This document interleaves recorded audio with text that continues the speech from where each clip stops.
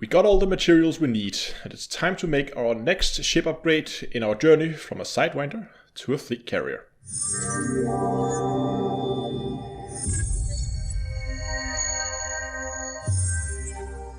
Today's video is sponsored by SecretLab.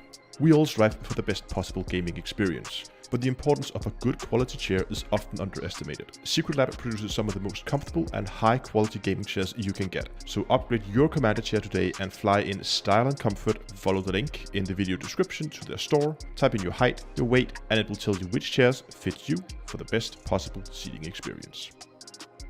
Hello ladies and gentlemen, and welcome back to Elite Dangerous with Outwith Astronomy. I continue my journey from Sidewinder to Fleet Carrier, and today we're finally going to make the next ship upgrade. Last time we gathered some engineering materials and we unlocked Farseer so we could do a little bit of upgrading of our frameshift drive. So let's just quickly remind ourselves exactly what kind of build it is we're building. Here we have the Python, and here we have all the different modules that I need on it. I want to go to as few stations as possible. I don't have access to Shinrata Desra, so what I'm going to do is I'm just going to quickly hop over on eddb.io, and we're going to go and we're going to find a station, and the station is going to be selling a Python, and then I'm just going to basically type in all the different modules that I need for my ship. And there we go. Python, all the modules we need, and next I just need to find power here, and we're gonna go Lyon route because I want a little bit of discount. We're gonna click search, and it actually came up with two different stations. Perfect. Let's just go for the first one here, I guess. And there it is, 155 light years away. Let's get jumping. And touchdown. There we go. Okay, let's go ahead and let's buy ourselves a brand new ship. We have no need for this ship anymore, so we're just gonna go and we're gonna see, hopefully EDDB was correct, and there should be a Python here somewhere. There it is. We're gonna buy that and we're gonna exchange it with the current ship. Brand new Python. There we go, right out of the factory. Paint is still wet. Let's go ahead and let's put some modules in this thing before we take it into space. For hardpoints, of course, we're gonna get ourselves some mining equipment here. Mining lasers, fixed class 2 mining lasers, yes. There we go, 3 of those. Utility, we're gonna keep that empty. For the core internals, we are gonna need a 5A power plant, which they have. We're gonna need 6A thrusters, which they also have. Frameshift drive is gonna be a 5A, of course. Life support is gonna be D-rated. Power distributor is going to A-rated, so we can keep those hungry mining lasers firing. And the sensors, we're going to D-rate those as well. Perfect. Optional internals, we're going to upgrade some cargo racks here to class 6. In the class 5 slots, we're going to put 5A collectors. The class 4 slot, we're going to need a, no, not fuel tank, we're going to need a fuel scoop, so we can get ourselves some fuel. In the class 3 slot, we're gonna get a shield generator. Shield generator, I believe it was an A-rated shield we decided to put in. Perfect. And in the other class 3, we're gonna need a prospector. 3A plot prospector.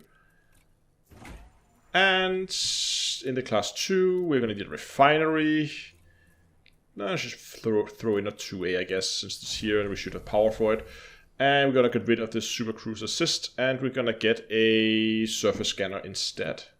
So that is this build, pretty much. Only problem is we need to, of course, engineer the frameshift drive. Let's just quickly set up our fire groups, actually, while we're at it. We're going to have mining lasers in 1, together with the collectors, with the prospector in 2, there we go.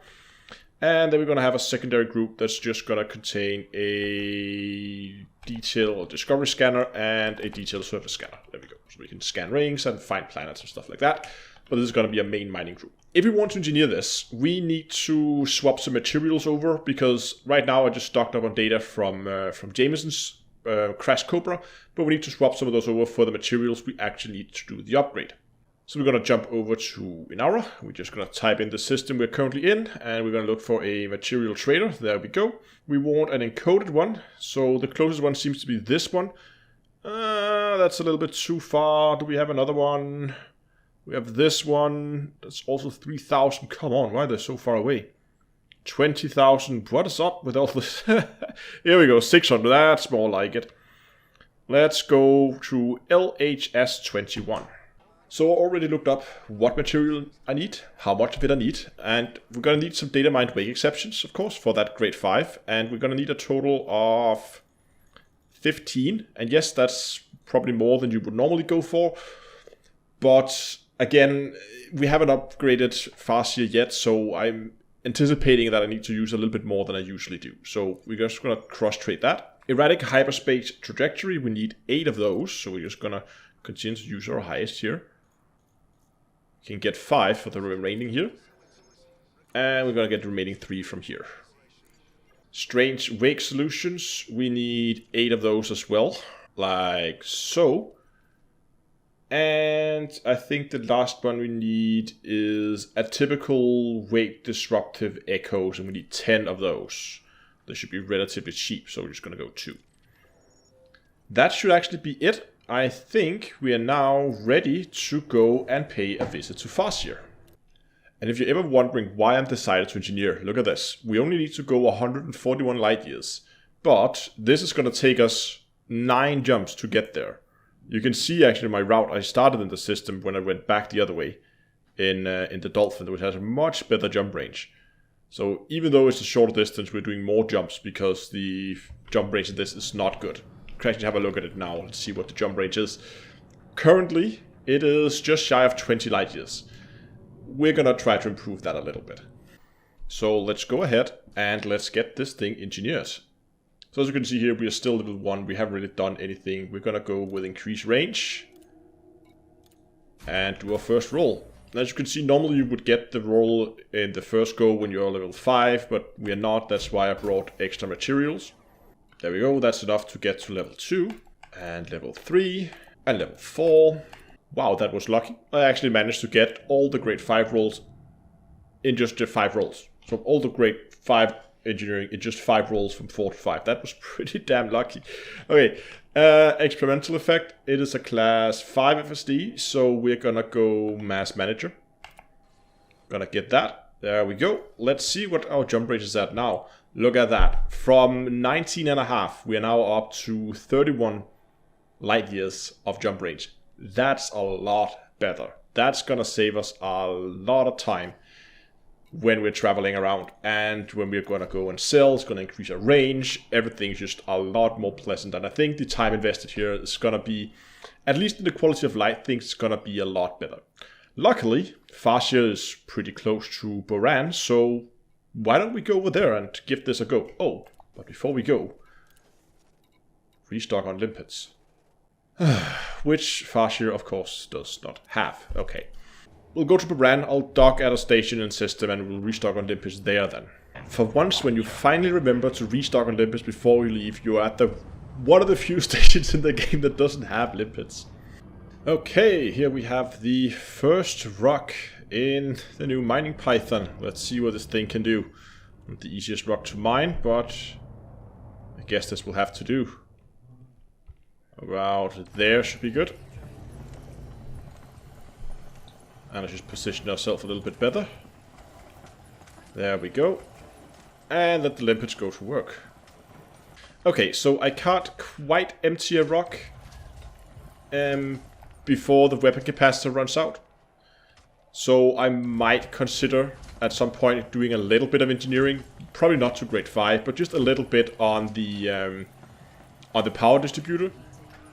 There we go, just so I can mine a full rock without running out of weapon capacitor. And it will also help with my boost intervals, especially when I'm only running 2 pips. So I might want to do that at some point. For now, I think it's okay, and I'll try to do a few runs with it and see if I can get used to it. Otherwise, it should be easy to do that down the line. Okay, so I finished the first run of this little ship, and there's a few things I would like to change. As we talked about, the power distributor could use a little bit more juice so we can keep those lasers firing. And I would also like maybe to push the engines a little bit. Problem is that would include Palin if we have to go all the way to grade 5, so probably wouldn't do that. But easy to access engineers, just to get a little bit more speed out of the engines when I'm flying around would definitely be nice as well. But let's go ahead and let's see what we actually made here doing our first little mining trip. I have a full cargo hold and I also have a full refinery. And prices right now are amazing here, as you can see, almost 1.7 million. So that give us 325 million for that first haul. Let's go ahead and sell that, and we get an additional 6 tons there, an additional 10 million when sold. There we go. Getting us up to, where are we? Almost 10% that way. Not too bad. So while the prices are good, I think I'm going to restock on limpets, get back into Baran, and pull into more diamonds. If you want to continue to follow this little series and see if I actually managed to make the 5 billion before the fleet carriers launch, then go down, hit the subscribe button, like the video if you liked it, and until next time, I will see you guys in space.